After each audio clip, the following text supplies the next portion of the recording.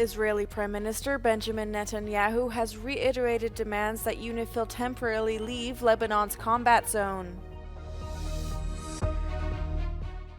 The European Union is extending its sanctions to Iranian entities and individuals linked to Russia. NASA's Europa Clipper is on its way to Jupiter to reveal whether its moon's ocean might hold the keys to life.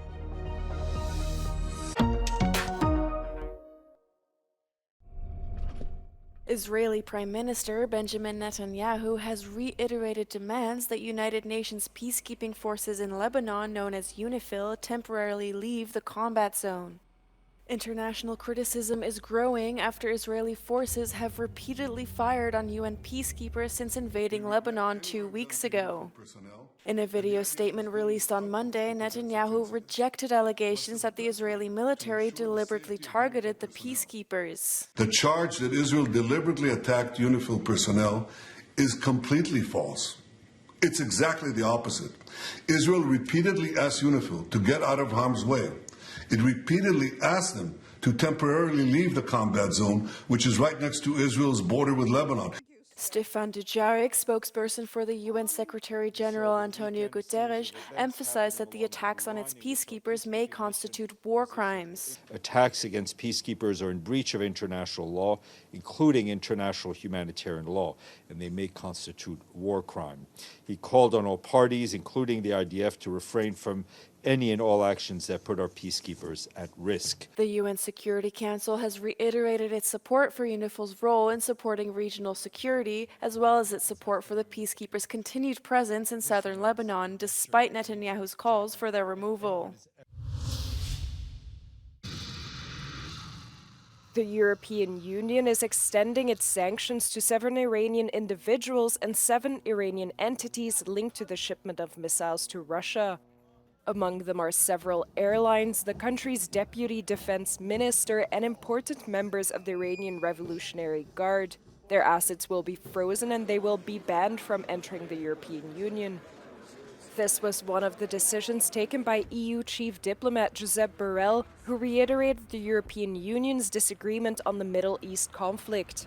We should also be clear-eyed about what the Israeli leadership is doing and what looks like a full determination to pursue its military objectives at a high cost. Borrell also announced that he wants to bring the review of the bloc's trade agreement with Israel to the next meeting of ministers.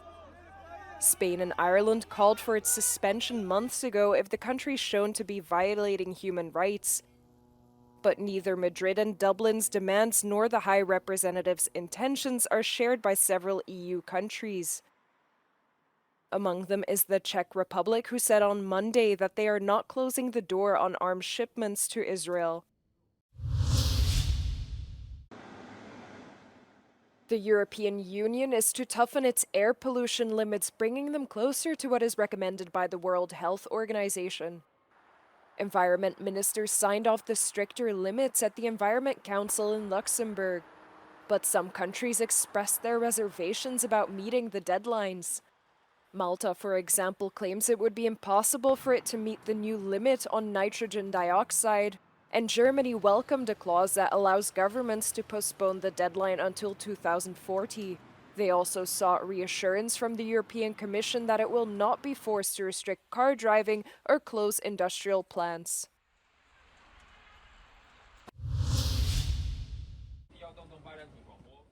China held large-scale military exercises around Taiwan and its islands in what it called a warning against Taiwan's independence.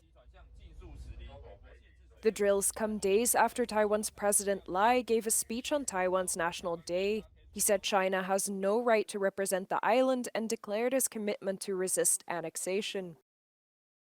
Taiwan's defense ministry condemns the drills as a provocation and say they are prepared to retaliate.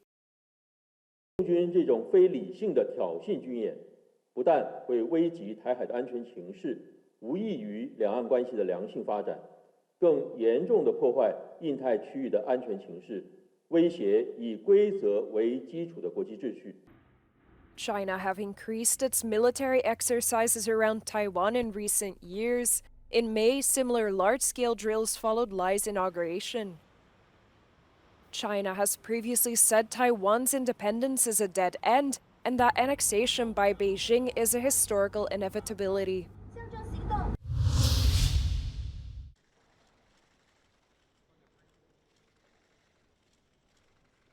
German Chancellor Olaf Scholz and EU Commission President Ursula von der Leyen welcomed the 6 West Balkan states to Berlin on Monday as part of the 10-year Berlin Process Summit. The Berlin Process aims to bring countries such as Serbia, Kosovo, Montenegro, Bosnia and Herzegovina, Albania and North Macedonia together to sign agreements to enable them to become full EU member states. 5 out of 6 agreements were signed and restrictions on export from Serbia to Kosovo were lifted. Scholz underlined that the states could only join together despite some of them likely to meet conditions quicker than the others. He encouraged the states to help each other out. Montenegro is seen as the first promising country to be integrated to Europe, despite the process beginning more than 20 years ago. Whilst Montenegro expects to meet all the requirements before 2028, Scholz said he hopes the whole process would be complete before 2030. But with Ukraine and Moldova's memberships to the EU being accelerated since Russia's full-scale invasion in Ukraine, it's likely to leave a sour taste in the mouth of the 6 Balkan states. Liv Stroud, in Berlin, for Euronews. Poland is accelerating efforts to strengthen the defense of its borders with Russia and Belarus. Prime Minister Donald Tusk announced on Monday that construction of the so-called East Shield project will begin earlier than planned, by the end of this year instead of next. This project will increase military fortifications and other defense measures on Poland's eastern border over a length of approximately 800 kilometers. Construction is expected to last 4 years. Tusk was present at a training ground on Monday where the first exercises took place in testing elements of the project's new infrastructure and emphasized that it is part of a combined effort with the Baltic states and Finland. Cieszę się, że Tarcza Wschód rusza tak na serio. Jest to wspólne przedsięwzięcie nie tylko polskie, ponieważ ono jest połączone także z wysiłkiem państw bałtyckich, jeśli chodzi o bałtycką linię obrony, Finlandia. Tusk also said that he is to discuss European funding for the project in Brussels in the near future.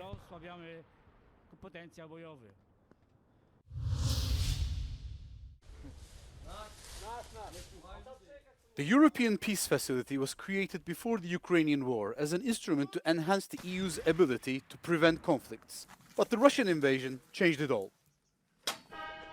Since then, the EPF has been used to partially reimburse member states for the weapons and ammunition donated to Kiev. But for more than a year now, Hungary has been blocking the transfer of 6.6 billion euros to Ukraine. These funds are supposed to help Ukraine to strengthen its defense sector and to provide, of course, ammunition to the country and all the support EU can provide to so that Ukraine keeps fighting this war. Since Russia's full-scale invasion of Ukraine, the funds have been growing. In total, the EPF amounts to 17 billion euros now, from which more than 11 billion is reserved for Ukraine. This money comes from the contributions of EU member states, and it is not part of the EU budget. But for the money to flow to Ukraine, member states have to approve it unanimously, and Hungary opposes it. And Hungary, and particularly Orban, has been very publicly vocal that he is against providing more support to Ukraine. And of course, he also plays the game in relation with what happens in the US politics, because he is a very friendly, with very friendly relations with Donald Trump, and he apparently does not, wants to block all the support to Ukraine. So just in case Trump comes back to the office, Trump is not also signed up to contribute to providing more loans to Ukraine. That is why European Union officials and diplomats are exploring a new plan to bypass Hungary's held veto. The plan will allow member states to make financial contributions to the EPF on a voluntary basis, rather than a mandatory one. The discussions are ongoing. 3, 2, 1. A NASA spacecraft blasted off on Monday on a quest to explore Jupiter's moon, Europa, and reveal whether its vast hidden ocean might hold the keys to life.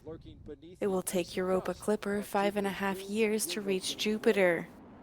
Scientists are almost certain a deep global ocean exists beneath Europa's icy crust, and where there is water, there could be life, making the moon one of the most promising places out there to hunt for it. Europa Clipper won't look for life itself as it has no life detectors. Instead, the spacecraft will zero in on the ingredients necessary to sustain life, searching for organic compounds and other clues as it peers beneath the ice for suitable conditions. If conditions are found to be favorable for life at Europa, it opens up the possibility of life at other ocean worlds in our solar system and beyond, according to scientists. With an underground ocean and geysers, Saturn's moon Enceladus is another top candidate.